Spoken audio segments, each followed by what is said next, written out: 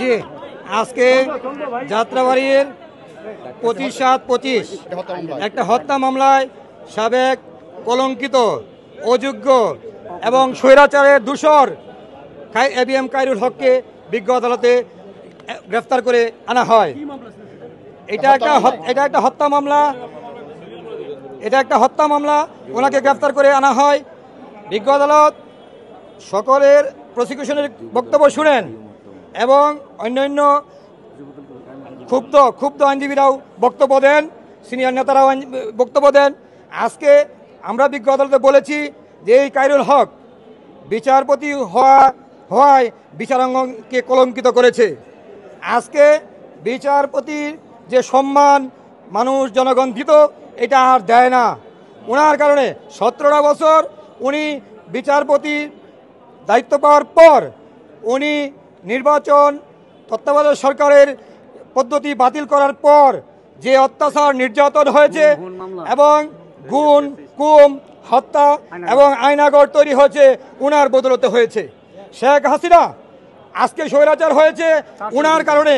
উনি যদি সহযোগিতা না করতেন শেখ হাসিনা হয়তো স্বৈরাচার হইতে পারত না।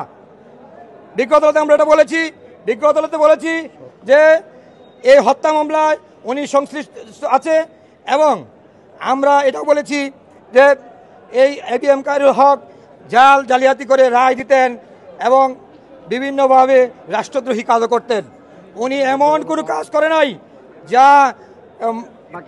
যা বাকি আছে, পাপ এমন কোনো পাপ করে নাই যে বাকি আছে। বেগম খালেদা জিয়া সাবেক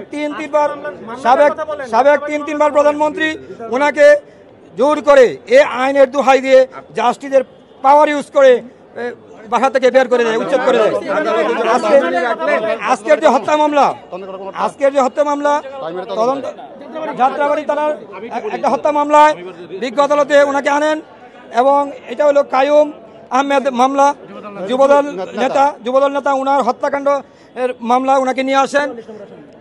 আমরা রাষ্ট্রপক্ষে শুনানি করি, উনার পক্ষে কোনো আইনজীবী দাঁড়ায় নাই। উনি এত অপকর্ম করেছে কোনো আইনজীবী উনার পক্ষে দাঁড়াইতে চায় নাই।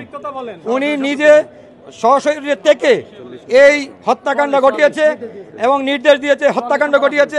এই কারণে বিজ্ঞ আদালতে এজাহারে 44 নম্বর আসামি উনি ওনাকে বিজ্ঞ আদালত জেল হাজতে প্রেরণ করেন।